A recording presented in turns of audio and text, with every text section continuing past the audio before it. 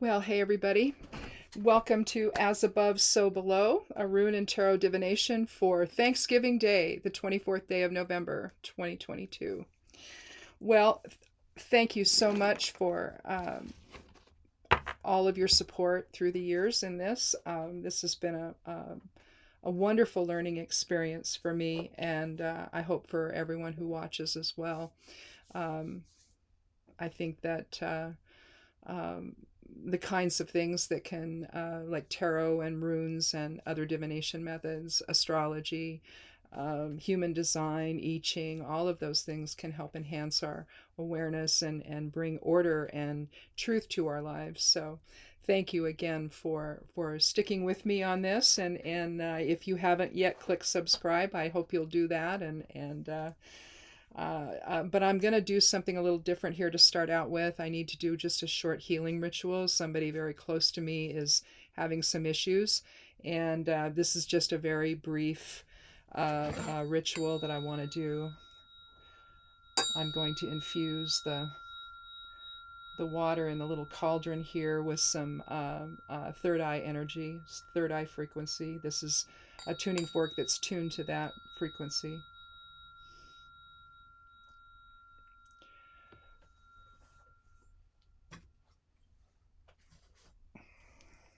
I also do that to myself before I start the readings to kind of get me in uh, the mode. But in any event, I'm going to drop some. I'm going to start with some frankincense essential oil into this little cauldron. It sits above a candle, so it's going to heat up over while we do the reading. And we're going to say Sanatus. Well, you know what? I'm going to take this off because I can't see what I'm doing.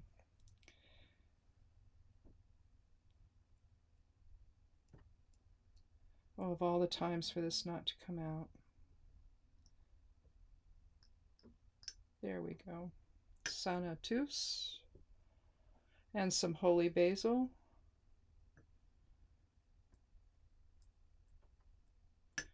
Sanatus.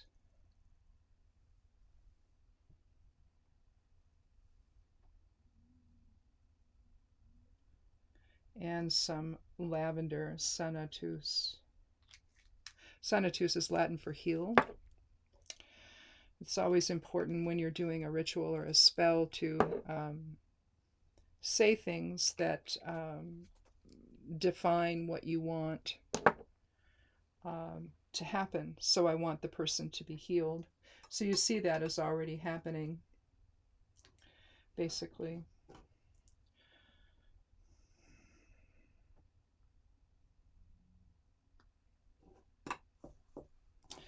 So okay, we'll let that simmer in the little cauldron, the little simmer pot, and we'll invoke that energy into the collective consciousness.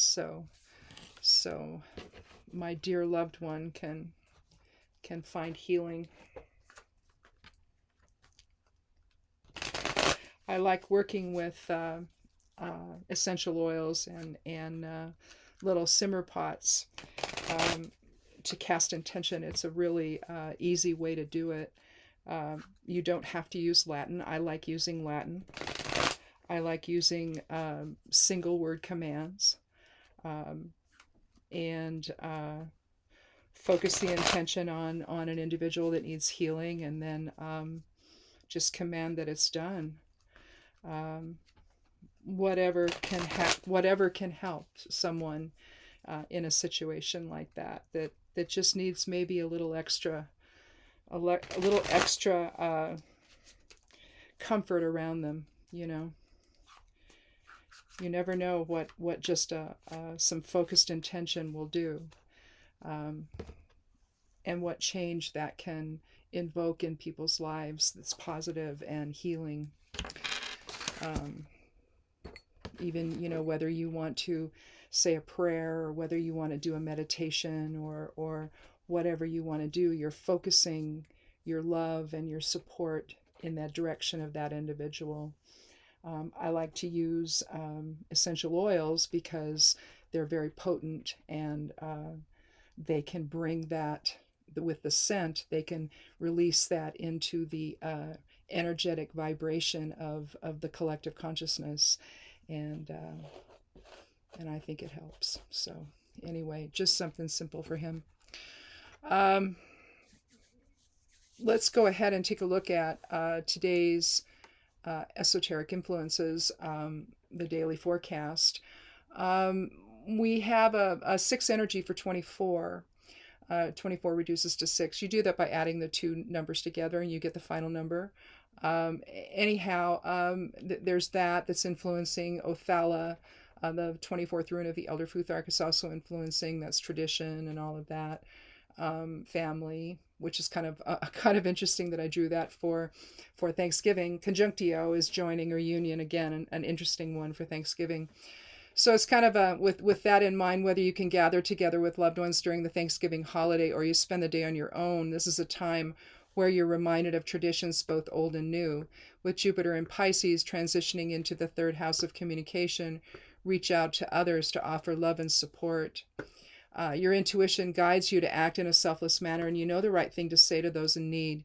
You express love and empathy to all and have gratitude for what you have and for rising above challenges in a manner that leads you to a higher level of understanding and awareness.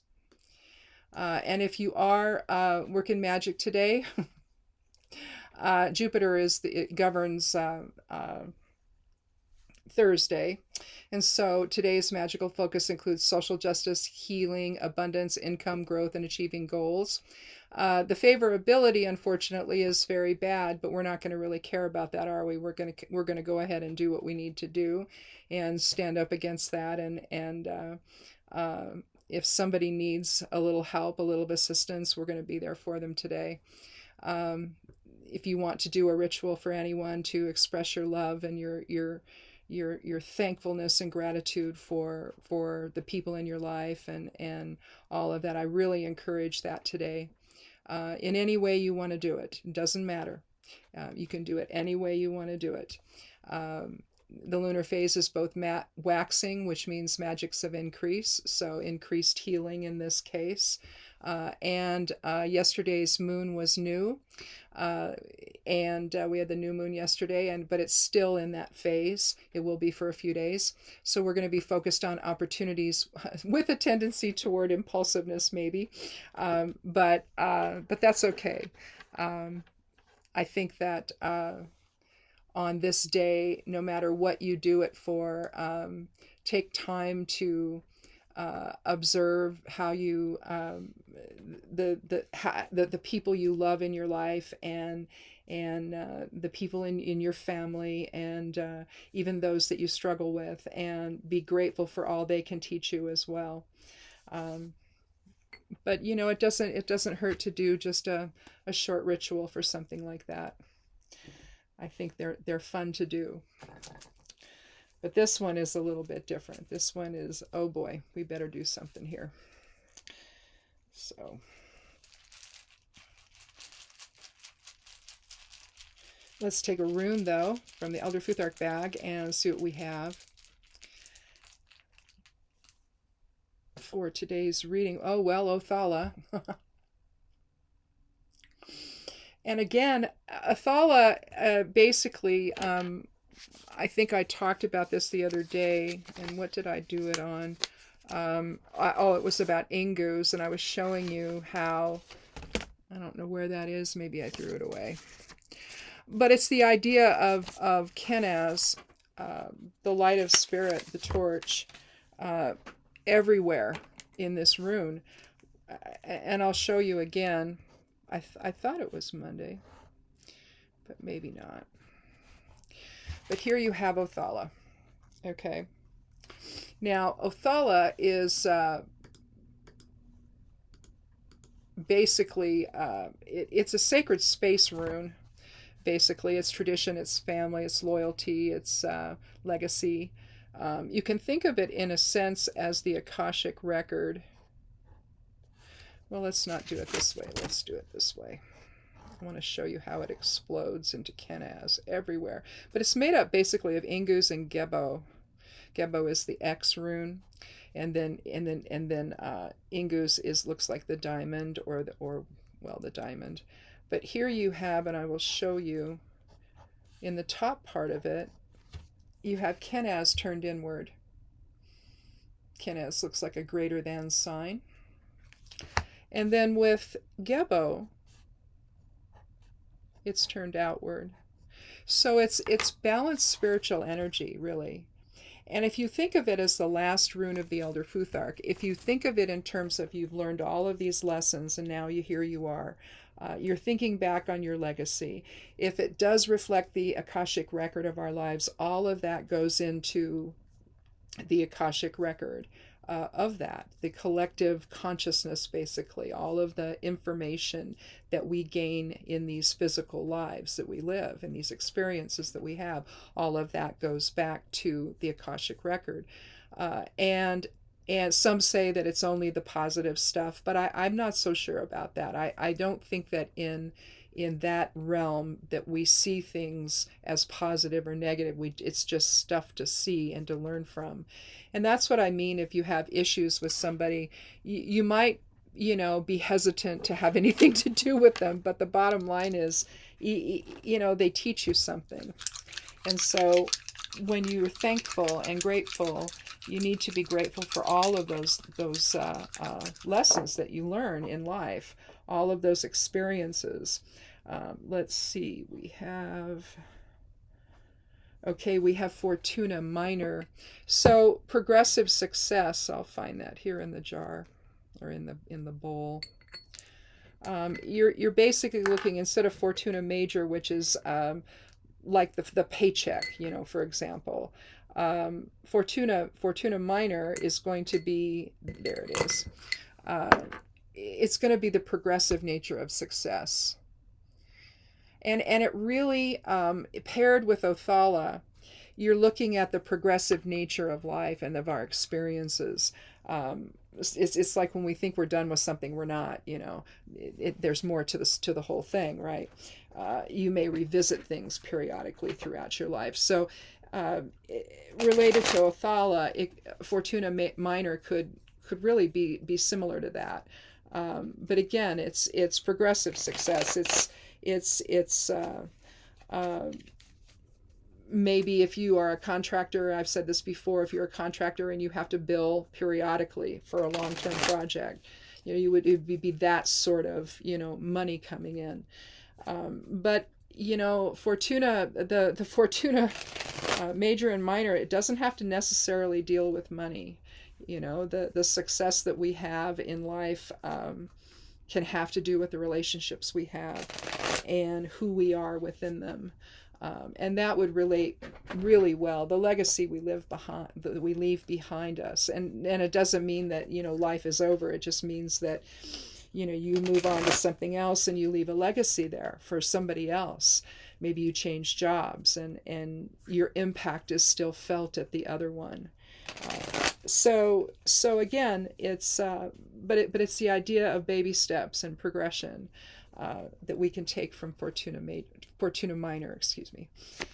Let's take a look though at the cards and see what we have. We have one card from Pentacles, so the Earth element, one from Swords, or the Air element, and the other from the Major Arcana. So I think that let's take a look at,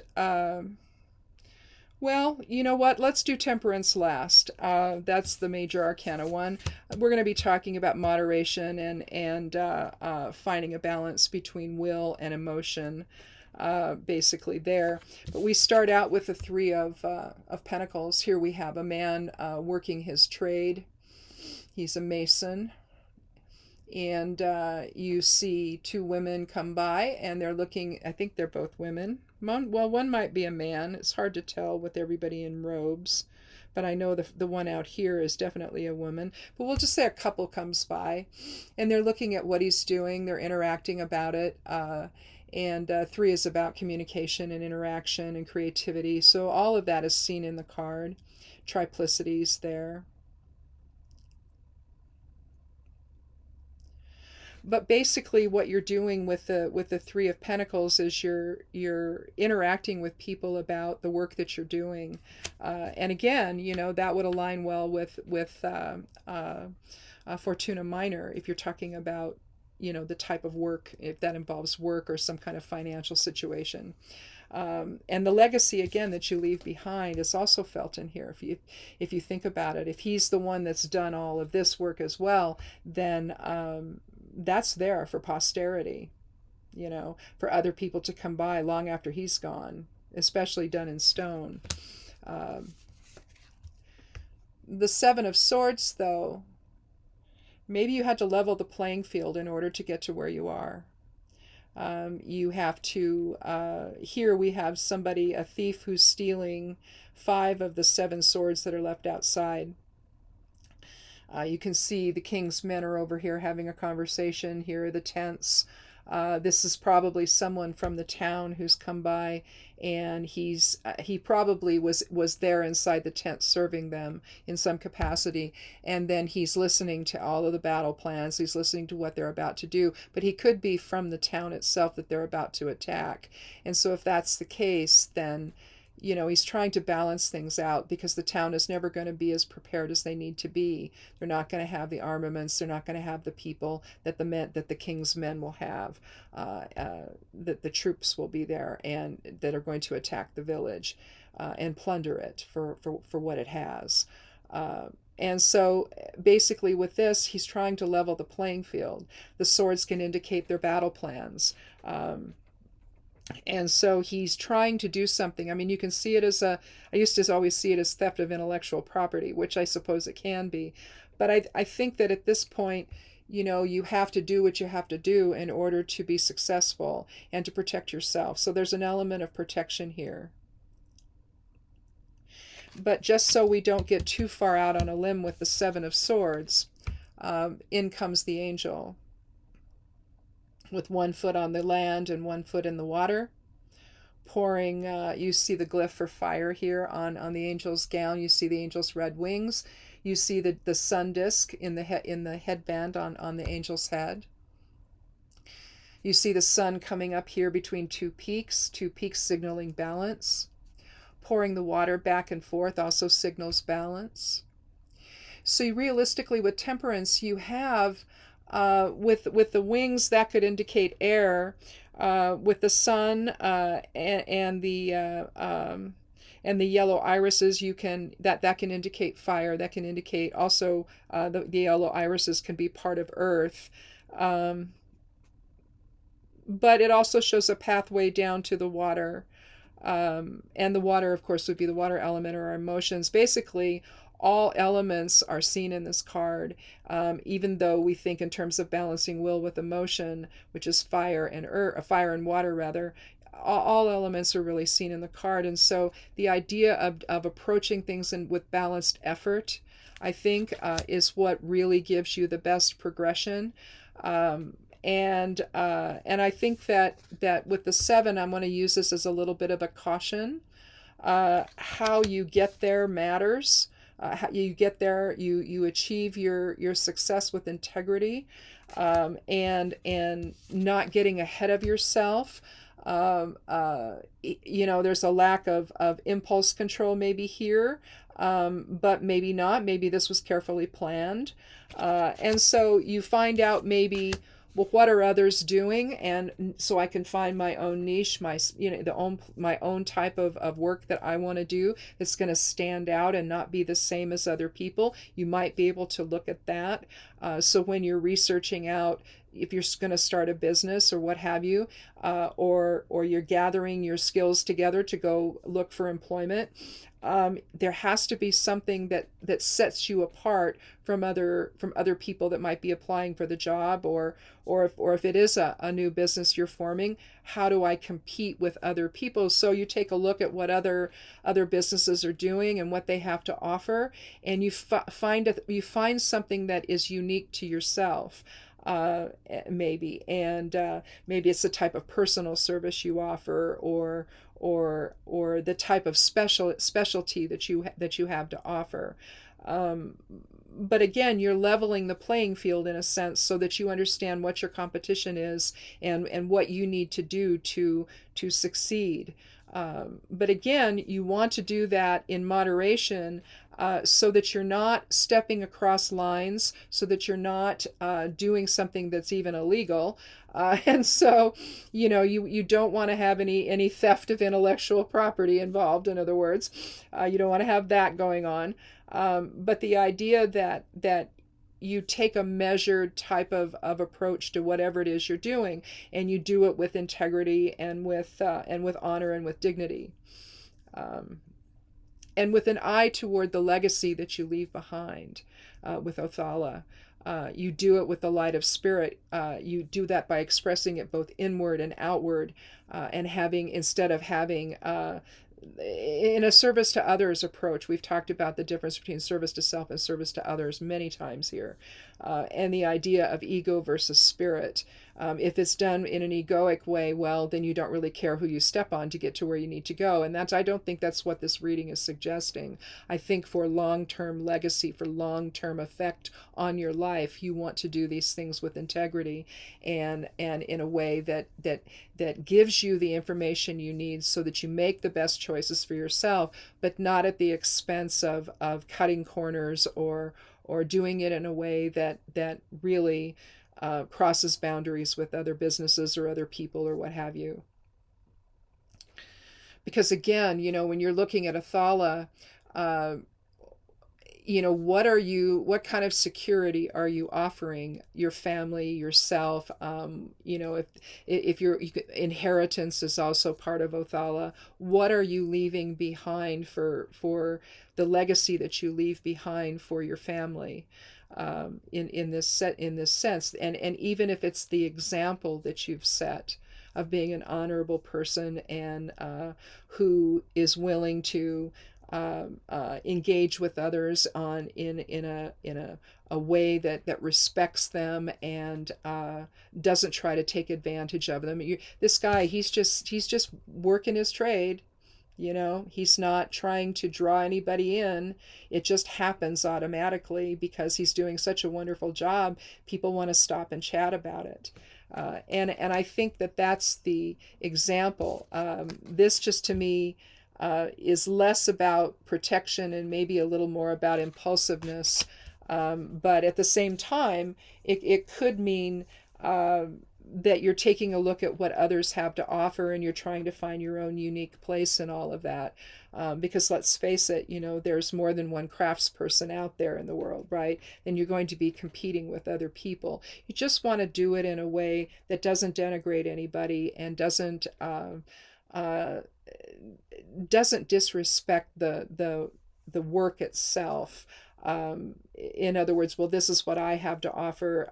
I don't know what everyone else is doing, but this is what I have to offer, and this is why you should come to meet it for this work, because I will do this, and this, and I will guarantee my work or whatever, right? You build that whole sense of trust with other people, and that's also part of Othala. And I think that it's how you keep the business going with in a progressive manner with Fortuna Minor. Little minor, if you're a craftsman, an independent contractor, you're doing individual jobs for people, and together they create that body of work that you can then sell that idea to other people when they come to you and say, well, I'm looking to do such and such. What can you do for me? And how would you approach it? And you'll have that body of work that you can then use to show, well, I've done some other similar things, and you have pictures and descriptions and whatnot, and you in a book or whatever that you show them, this is some of my work that I've done that you might be interested in. So you're looking at a feeling of progression, but you're also looking at all of that with an eye to what your legacy is going to be and how well people can trust you, to do the work for them, I guess is what I'm trying to say here. But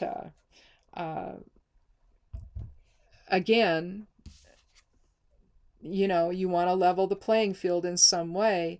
you just don't want to do it in a way that's thieving about it. You know what I'm saying?